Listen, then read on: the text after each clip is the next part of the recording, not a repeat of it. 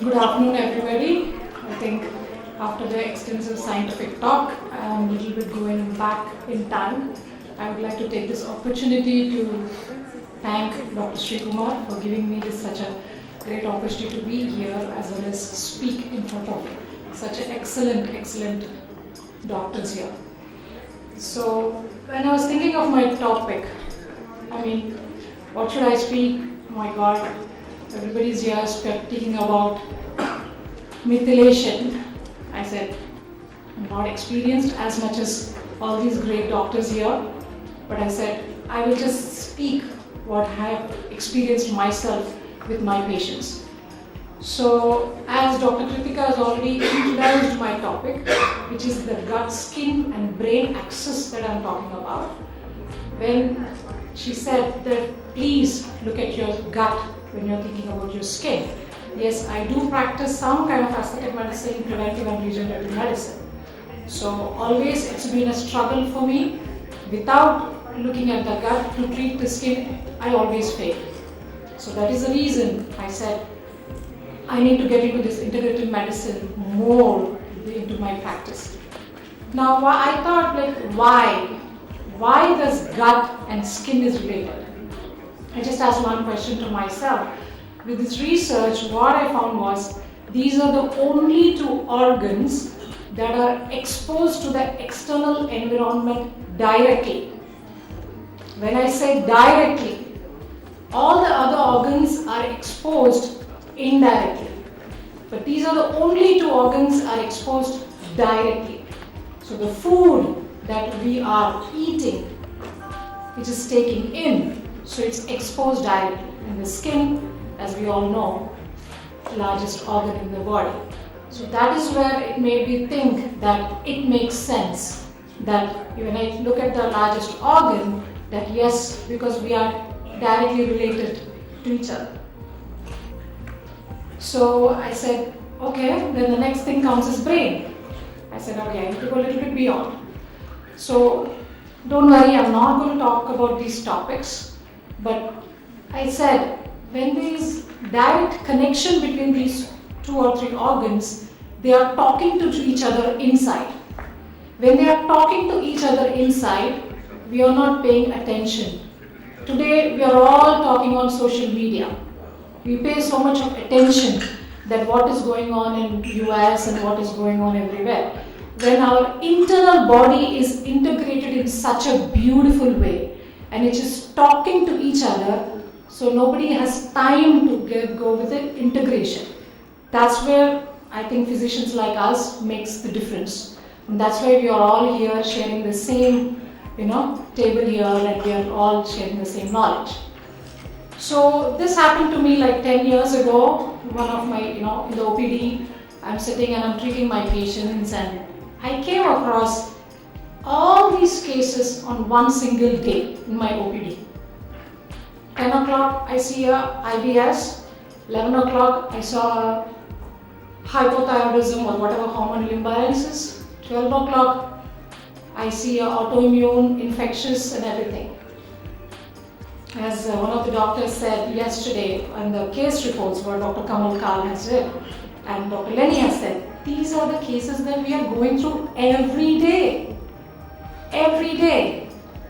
And I said myself, I am a very small doctor in a small town in one OPD clinic that I am seeing so many cases in one single day.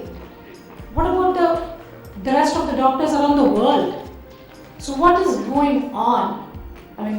Where did we go wrong? What did I learn in my medical school? And what am I practicing? Yes, I am lucky enough I have realized this early in only 3 to 4 years of practice that I said what I have learned is I need to look at something beyond which I have learned. This is where I started my practice in such a way. And just immediately after these cases, when this is going on in my mind, what should I do? Then 1 month later, one of my friends calls me saying, my child has been diagnosed with autism. I was broken, okay. Yesterday, Dr. Kamal Kal's video I really had tears in my eyes. I mean, what's going on? I'm sorry. Autism, I'm a mother of two. If a kid's having autism so often as this, in US, it's every fifth child is having autism. If you have an autistic kid, I know how miserable it is because yes, I've seen many people, friends and everybody. I miss Dr. Saxena here. Today is my colleague in Hyderabad and I salute him that he's been dealing with these cases all the time. Then I had to stop my practice and I said, I have to do something different. So, I mean, this became common.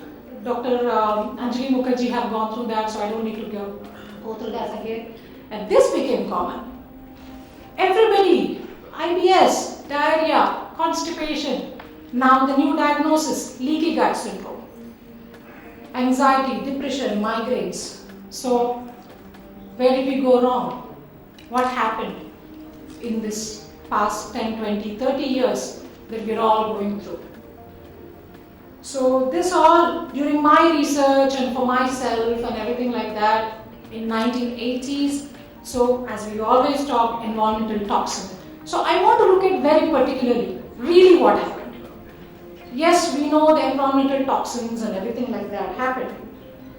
So I had this bottle in my garden for years to cut the weed in my garden.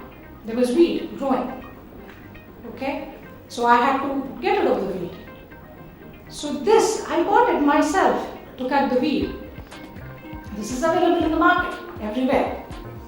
So then I went out during my research, that is the chemical, that is the ingredient that goes inside that bottle. Sorry, I'm not naming any brand names here, it's just the bottle that has came up. I'm talking about the ingredient that is going, which is glyphosate.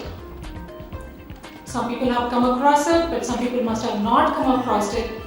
It's the glyphosate that is in the herbicidal, the pesticidals, that it is this is one of the ingredients that I have looked at in deeper and deeper. And this is what is most of the causes that we are talking about, at least not all. So now what happened? I came across another case during my residency. Okay, I just had to connect this case to when I was doing this integrated medicine. An 18-year-old, a young chap, got admitted in my hospital during my residency program. You do the all ER setup and everything like that. The labs came out as creatinine of 22. I said, he's 18, what can go wrong? Being a creatinine of 22, healthy, doing everything in his life, not had any other disease or diagnosis or anything like that. So, why? And during my residency, it did not stuck me. I said, I have to get rid of the patient. That's my goal at that time. So I had to shift that patient to the renal specialist and they took over. But they kept haunting me inside my mind. What can go wrong for an 18-year-old young man doing his job, whatever he needs to do, to have a creatinine of 18 without any symptoms? So he's an agricultural worker.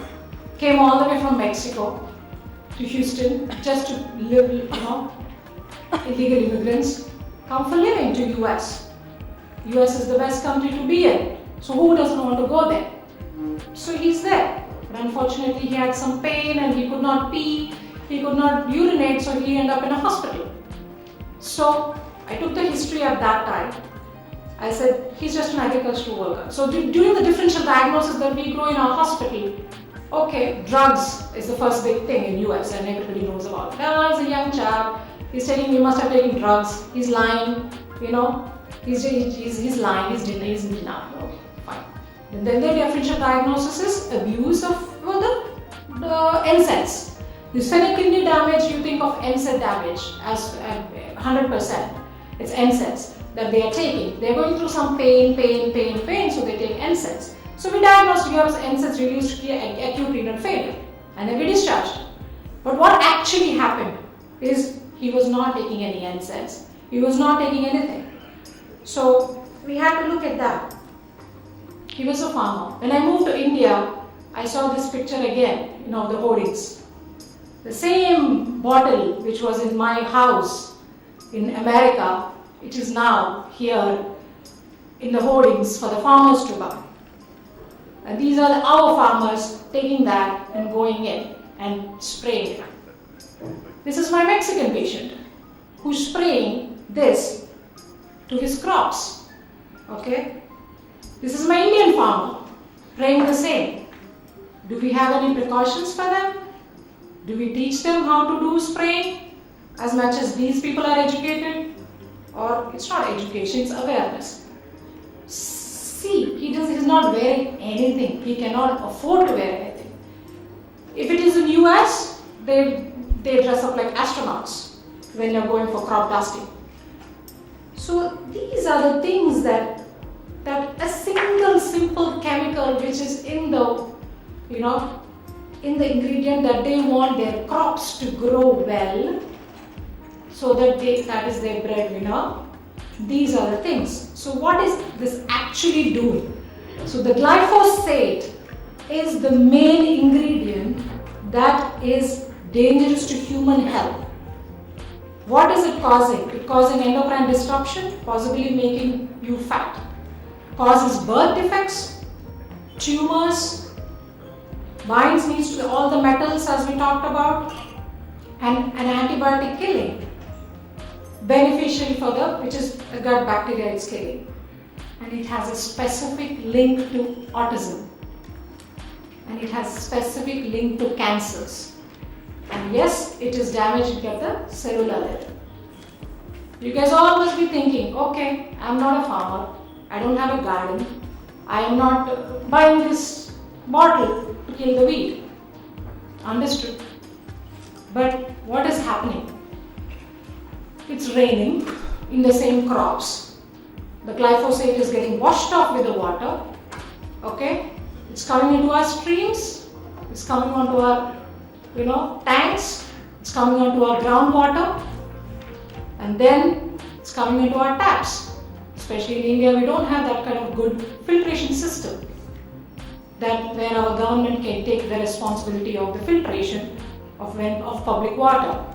So it's coming in our taps. Yes, we don't drink them from the taps, but we bathe them, we almost inhale them, and then what is it causing? So are we in danger just because of the water that we are doing through? So how did this come out? If you breathe air and drink water, I think you should care. You need to think about these things, which we have to do. So the US Ecological Survey took 60% of the rain samples, okay? And then during the growing season in US, the glyphosate has been found in 40% of the urine samples taken from 18 different countries, especially from people who has never been handled glyphosate, never handled in their life. Okay, so and then as well we've seen in mother's breast milk, which causing obviously the autism. So what can we do? It's always there. It cannot be washed off. Okay, it's transported from the leaves into the grains, into the fruit, into the milling, and it cannot be removed during milling or washing or cooking, and is passed on to the milk and the eggs that we eat. Again, these are all the diseases that have direct links with this single ingredient. So are we seeing all these more often? So what happened? When did it start? So from the early 80s and 90s, increased by 1500% from these years. 100 million pounds is being used everywhere into billion acres of land. During the same time, did we see the rise of these diseases? The graph speaks for it. Just see the graph that is going from 1991 to 2010. It's going higher and higher. So what does it do? Okay, I've scared you enough. So what does it do? It's the number one herbicide in use in the US and increasingly used around the world. Okay? It's been developed by some of the big companies in 1970s, introduced into the US phase in 1974, came out of the patent. Once we go finish the patent, every guy has the rights to do it. So in India, we are seeing from 2000. So it's been 16 years. That's why we are late, but we are seeing since 2000. In India, it's been patent is over, so other companies take over the rights, they can prepare anywhere. So that's where you see in other countries. So what are the crops that it's been used mostly for? Soya, corn, cotton, canola. Okay? So this is what. So how is it affecting us? Now we're talking about coming back to the methylation process. How is it affecting us? The GM industry, which is the genetically modified food industry, claims that glyphosate affects plants by the disruption of the skimiate pathway. There is one pathway called skimiate pathway, which is involved in the synthesis of essential aromatic amino acids. Now we know what are all these. They claim that it is not harmful to humans or mammals because we lack this pathway. That's what they claim. That's what they got the patent rights, that's what it passed out, that's what it is. Okay, so it did not interrupt. So what happened after now, today? It inhibits the glyphosate, in addition it inhibits the cytochrome P50 enzymes, which you know what it is, plays a crucial role in biology, in one of which is detoxifying the xenobiotics. So it's the pathway that controls the detoxification process. By reducing the body's ability to detoxify other foodborne biochemical residue, the environmental toxin glyphosate enhances their damaging effects. So that's what is happening. Again, the negative impact of the body manifests slowly as an inflammatory damage and cellular damage that we already know. So who has this pathway? Okay, you say that mammals and humans don't have this pathway, but our gut bacteria has this pathway. So this chemical is going and inhibiting the useful bacteria and kills off the algae, resulting in prevalence of the fungi. So why? So this is going and affecting our gut bacteria, which they have the pathway, and that's why they are killing and other pathogens are coming up. In addition, glyphosate chelates micronutrients, especially copper and manganese, thus leading to deficiency of these diseases that we always see. Dr. Sudha always said copper is the one which we are lacking nowadays. Evidence is showing a similar process taking place in the digestive tract of humans and animals, where it affects the microflora of the gastrointestinal tract.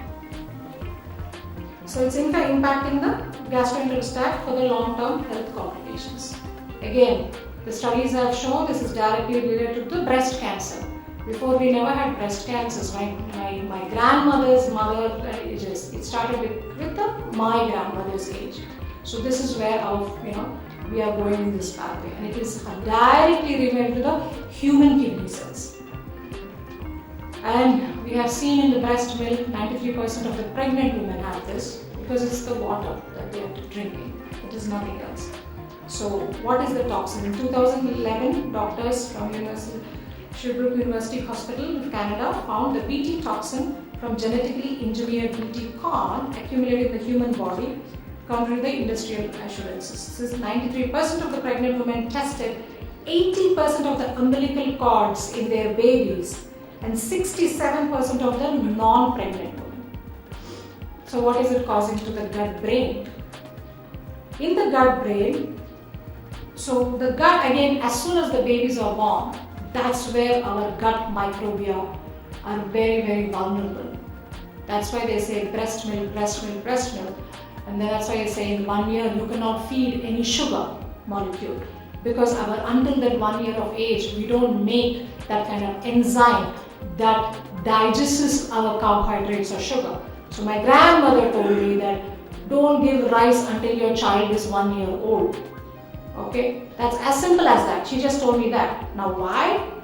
Because our gut microbiome needs to be developed to digest our carbohydrates or any kind of sugars that we are eating. So within the first days of the life, the human gut is colonized by all this intestinal microbiome. Studies have shown the comments of the probiotic and pathogenic bacteria in the gastrointestinal can activate neural pathways and central nervous system signaling system. That's where the autism is developed, because it is affecting the signaling system. Did you ever see a child diagnosed of autism before 3 years, 4 years? No, the child is normal. It's getting delayed after 1 year, delay walking, delay speaking. That's all we have realized, plus 2 years. So the diagnosis comes 3, 4, 5, 6, 7 years. So it is that 1 year time during the delivery, and during that 1 year the baby needs to be taken care, is the most important for the future of the child. So the brain and the gut both develop from the same tissue. Now why is this that why gut brain, as much as I said gut skin has something is common, and then gut brain has something is common. These both are developed embryologically from the same tissue. That is why when somebody embryologically created from the same cells, don't they think they have something in connection? Because they go back all the way to their childhood, which is their development of the state. That's where it's important, because these two are developed from the same embryological tissues. While the other develops in the enteric nervous system, they are connected by the vagus nerve. The vagus nerve is the only connection between the connection with the gut and the brain. So the gut has a large and semi-autonomous brain, and its endocrine signaling in the entire body is well elaborated, that we have already discussed. So again, this slide is this is the 70% of our, if we think that 70% of our immune cells are located in our digestive tract, while they are programmed by the gut microbe. This is what we need to understand. The immune cells are programmed by the gut microbe. I never understood this before until I am preparing for this conference. So, to function in a different way. So, the gut microbe is controlling how your immune system should function. If they are programmed to fight inflammation in the gut, they may continue to fight inflammation, and when they travel to other parts of the body. So they are programmed already by the gut microbiome. So they have been told for these immunity cells what to do. If they are programmed in a wrong way, which after the gut microbiome, then they are functioning in a wrong way. So that's why we are seeing autoimmune disease a lot.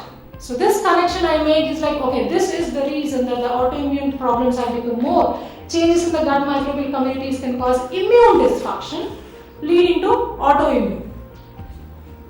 So early gut is what we are talking about early birth, in the birth-wise, during the first year of life. Early gut bacteria regulates happiness. So scientists have shown that the brain levels of serotonin, the happy hormone, are regulated by the amount of bacteria in the gut during early life. Normal adult brain function depends on the presence of gut microbes during development. The research has multiple health implications that shows that manipulation of the bacteria, so we are manipulating it by the antibiotics, by the diet, by the infection, can have provoked knock-on effects on the brain function, mental well-being, including developing micro-based strategies for the treatment of brain disorders. So these are the biomarkers of serum which correlated and coincided with the studies that we have seen with the glyphosate. Whatever the glyphosate is killing, that is the same biomarkers available in the autism lacking. So we all know the zinc, iron, vitamin D, we've been talking for three days now. So impaired immune function, high serum nitrate ammonia. So this can be explained by the glyphosate biological systems. So the main toxic effects are kills beneficial gut bacteria and allows other pathogens to grow, interfering with the function of cytochrome P450. Chelates important minerals, interferes with synthesis of aromatic amino acids and methionine, disrupts the sulfate synthesis and sulfate transport. We all talked about vitamin D. We had enough knowledge now to do vitamin D and the doses and all. And yes, this is also being interfered by the same chemical. So did we check vitamin D during our medical schools? I don't remember I checked anybody's vitamin D levels during my medical school or my residency program. We have been educated them to check more. Why? Because of this. That is the epidemic, now we call it, that going on about vitamin D, vitamin D, vitamin D. This could be the cause. So how glyphosate depletes the serotonin and melatonin, because I was talking about the gut-brain axis and the Alzheimer's that we are seeing more. Yes, our lifespan has increased, but at the same time Alzheimer's have been increased. So obesity, depression, Alzheimer's and violent behavior. This is very common in the US. The behavioral, violent behavior. Nobody purposely behaves violently. They don't want to behave, so they are taking drugs and all. We are not talking about that, but you don't know why they are behaving violently. The kids, the autistic kids, the mother kind of don't know what makes them go wrong. We don't know. So this could be one of the pathways of tryptophan, dietary sources, and serotonin and melatonin. Okay, obesity switch, we already talked about this by Dr. Anjali. Loss of beneficial bacteria.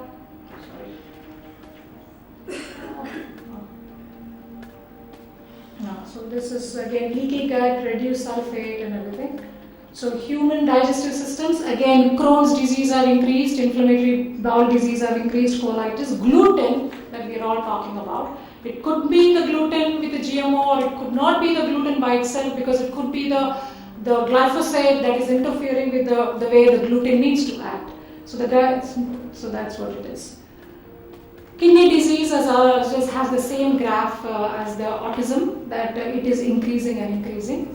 Especially I came across the same case in India, the farmers getting admitted for the young 30-40-year-old farmers are getting for acute renal damage. That's why we have flare-up of dialysis centers, at least in Hyderabad I can speak, and my other doctor colleagues of Hyderabad can speak. For me, dialysis centers came up so fast and so busy because there's a need. Where are these patients coming from? All the way from the villages. All 80% of the patients are coming from the villages to get dialysis. Can you imagine? So, our other mammals, are they eating the same? Yes. They are organ damage, including kidney. So they have done in Denmark, they have done urine samples and blood samples of the cattle that showed more again kidney damage, liver damage, muscle, high urea, mineral depletion. So to chelate, again, same other minerals, it's the same. So we are always sharing the same. So they are also going through a big change. So what is the European Food Society authoritative? If you please, watch out what you're eating. Non-organic means usually French fries, potato, chips and all. I agree they are bad, but they are even bad because they are produced like this. So that's why we might be saying the milk is bad. My grandmother never told me milk was bad. They always drank milk. My grandmother never told me cheese was bad. The Indian ghee was bad. But now we are living in a different world. This is just a small slide that I have put everything together, the leaky gut. So when this imbalance of the microbe and everything like that, interstitial barrier dysfunction, food allergy intolerance, immune system abnormality, and causes autoimmunity and inflames the blood-brain barrier and neuroautoimmunity. There's something called neuroautoimmunity also. That's why physical stress, infection, cytokines, neurotransmitters, enzymes, and everything. So where did we go wrong? What happened to the GMO foods? When it started, the intention was good. Okay, when the GMO foods came out within 1960s and 70s, the intention was fair enough, but we did not know how it's going to react because the population is increasing and increasing. The food, it's not available. The food is not available, so they have to come up with some kind of food. So the intention was good, but the result was bad. So again, GMO crops yield, because of the yield, we needed more yield. To cut down that, we come up with some more pesticides, which is more toxic than the GMO by itself. So that's where the super weeds. Now the super weeds started coming up. These are all the insects and everything we used to see in our parks when we used to go in the night, but this is what it is today. So it is killing our natural habitat. So eventually we will not have this by the time my kids are older. This is what I used to see when I used to drive to the farms and all on the windshield. But are we seeing that now? We are not seeing that. My daughter's favorite ladybug. Can she even see a ladybug how it looks like? I can't find it. She has to look at the image only.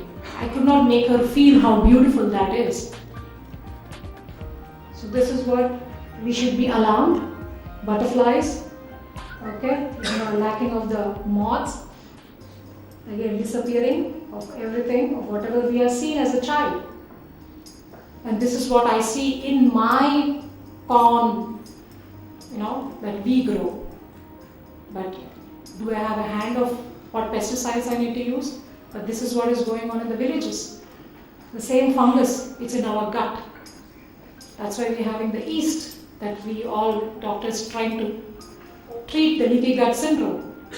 The bats, again, this just the bats that I want to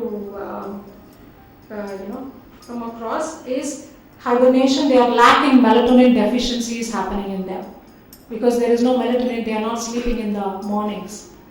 So I just want to add on for Dr. Suresh has told yesterday for the sleep.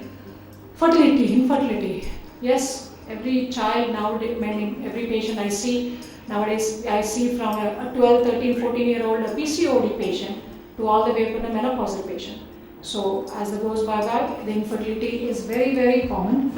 Okay, why is it common? Male infertility has become common at the same time because it dropped because of the same mistake. Liver. LFTs rising, NASH, non-alcohol, they don't drink alcohol, so why are they having? We have come across every day. This is just one sentence that I want to, specific on. The last one, the 15% of the microRNA that is circulating in your bloodstream today are from the bacteria in your own gut. So your DNA is also related to your gut because that microbe is what is controlling everything. So the bacterial genome is turning on and off of the human genes. Again, nutrients, again, fungal. So the fungus became everywhere. It is spread to the animals, plants, and the ecosystem of health. Okay. And these are the GFO nutrient deficiencies, the sulfur, the zinc, the iron, copper. We already know this. So I'm just rushing through it. This is again simply put slide with the dysbiosis, the metabolic, cytokines and the PANS, heart disease, liver, brain, prostate, so everything is getting hit. So one final message, I say yes, organic, yes, we should go organic, but there is something beyond too. You should think global, but always please try to eat local. That's why I love coming to Dr. Shrikumar's conference because I get the Kerala food. Okay, because I always eat appam only here because it is local. When you're in this temperature, what you eat, if you're eating let's say a lasagna in Kerala, we are breathing the same air, so it's not going to get digested. So whenever you are local, try to eat your local foods. Okay, so that's what it is. So please always think what's on your plate. I'm going to tell you what should be on your plate too. Sorry, Dr. Francis, little bit of time. Okay, So what should we do? Okay, and everybody's scared enough to say, okay, what should we eat? So I have taken back in time, back in time, way to my grandmother's kitchen. What should I eat? What should I feed my kids? I came across this article which is very, very recent. They are doing a lot of research on fermented foods, which we Indians, we always ate fermented foods. For your breakfast, pickles for your lunch, lassi, buttermilk, curd. This has always been part of our culture. This is the main study just published in January 2015 that on the fermented foods.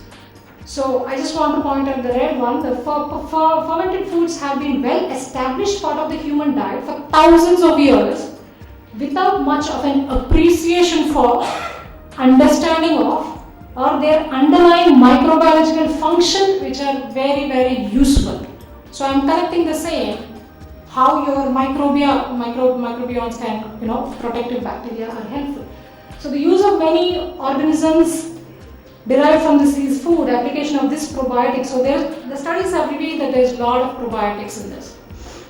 Despite many benefits of fermented foods, their recommendation consumption has not been wisely translated as due to the global influence of the body weight salt. So I looked at what are I know about India, so what about other countries? Everybody had their own fermented foods culturally. Every country had their own culture foods, fermented foods, which has been disappeared now.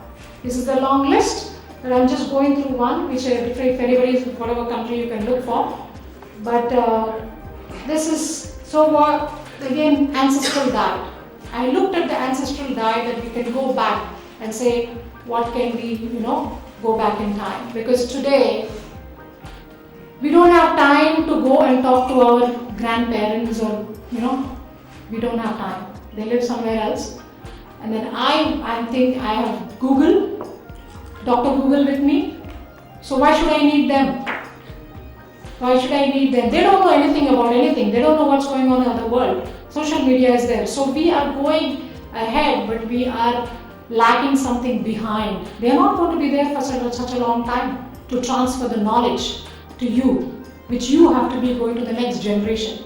So this is what we are missing. So, Romans had sauces and, ancient Indians always had pre-dinner yogurt drink. Pre-dinner yogurt drink. This is always they had. And the Bulgarians had something called kefir. We are working on this, Leroy and we are working on this fermented foods personally for ourselves. Okay, this is called something called kefir. It's again, you can look it up. It's all over there, but it's not in the market yet. But this has been in the culture already. So fermented foods choke full of probiotics or good bacteria. A pyramid of research has demonstrated how the ideal balance of good and bad bacteria in your gut forms the foundation of physical, mental and emotional well-being. This is what I want to say. So this is the kefir, which is now again available in the market. So both kefir and yogurt improve your lactose digestion simply because some of the bacterial cells give up their lives in the intestinal tract, release their enzymes and digest the lactose. It is one short deal. However, the kefir has additionally microbes that have been colonizing the bacteria, protecting the intestinal against the digestive enzymes. So everybody, we are saying that lactose is bad, lactose is bad, lactose is bad. The bacteria that needs to digest the lactose has been gone, so that's why the lactose became bad.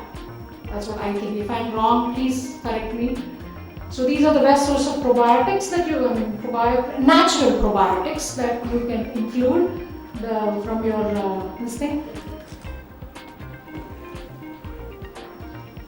This is just to improve gut function. Therefore, again, it is boosting beneficial microbiome, boosting immunity and nutrition, improve gut function, and therefore brain and mood. Detoxify. They cause detoxification also of the not the minerals but of the toxins. So the fermented food causes the detoxification. That's what I liked about this. Small portions have to occur. Meal too fast can cause die-off symptoms, which can be confusing. So go small.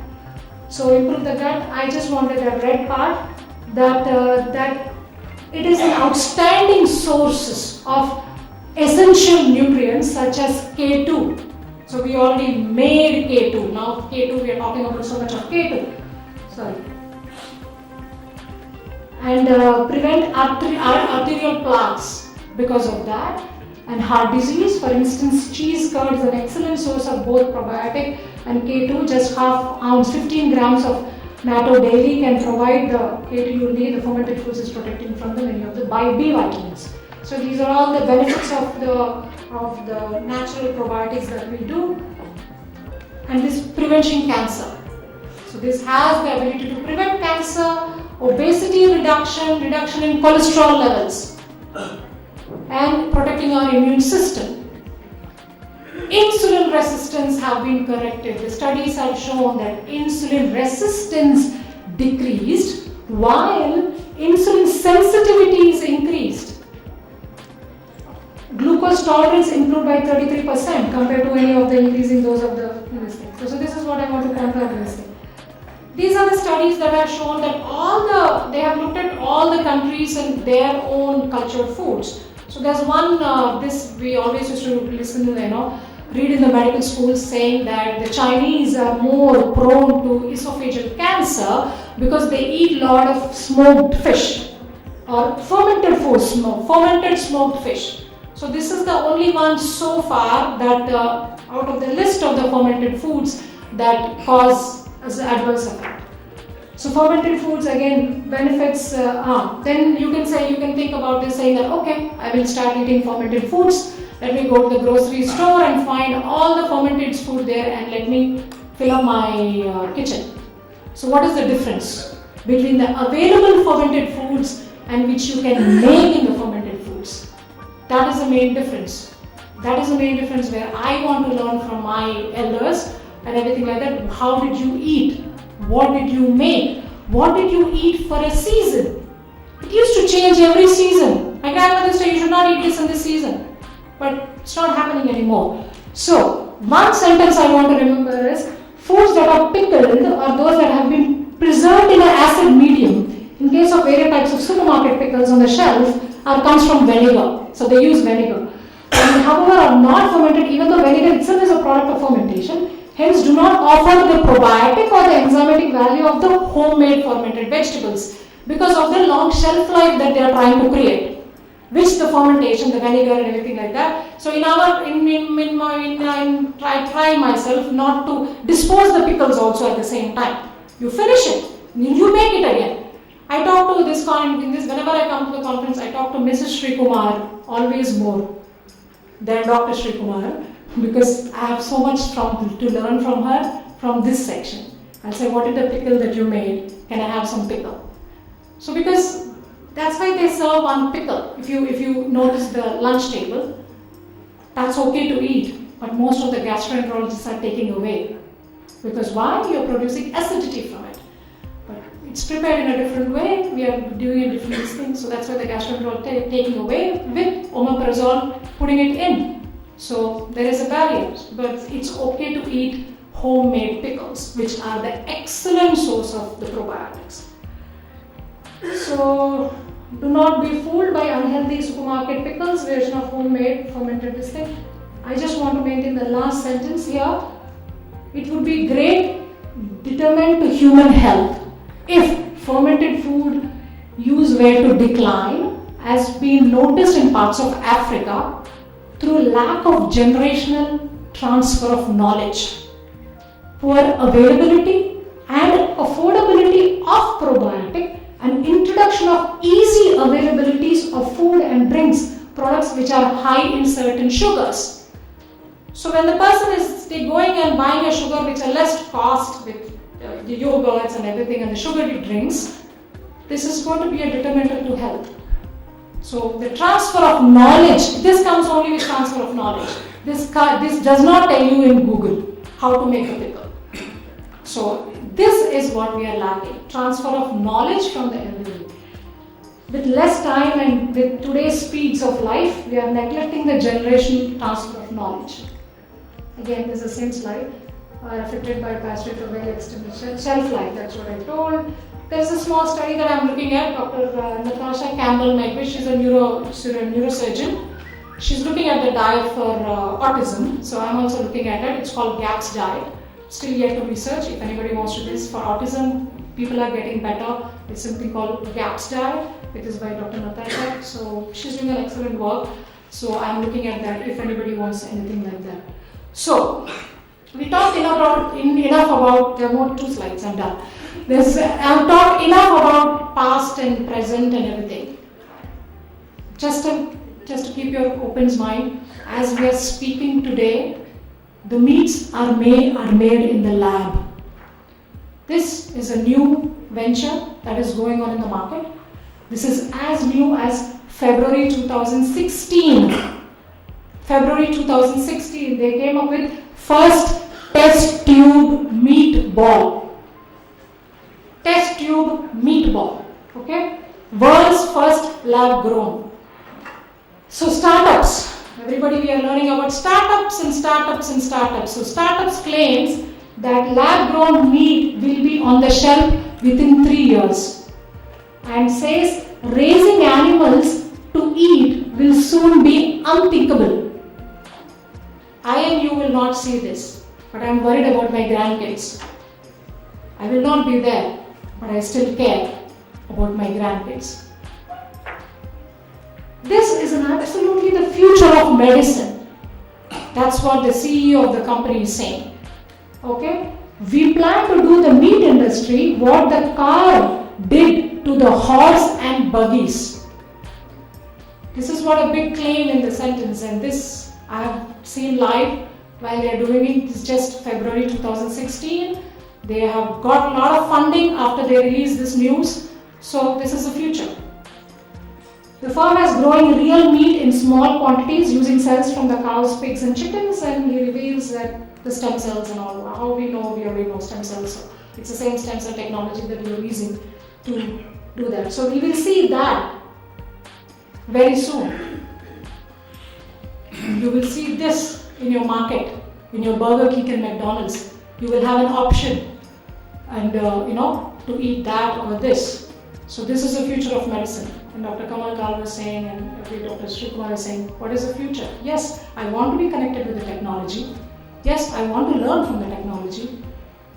But we should always, it's an open discussion. This is new. I have nothing to claim on this. But this is what world's first lab-grown meatball is revealed, and it will be in the market for 3 years, so 5 years down the line. And just to give you a heads up that it is costing $18,000 for them to produce 1 pound of meat as of today. So the funding will come. US has big money, so they keep everything in this thing because it's a future business. It's business. It's a great business. So thank you so much. And if you have any questions, I will personally answer.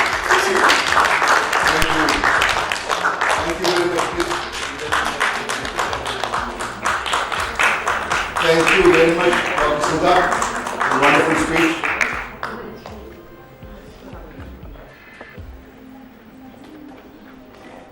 So, as always, you know the future of medicine. So, where you have to go? You have to go to the microbiome and feed them better. Thank you.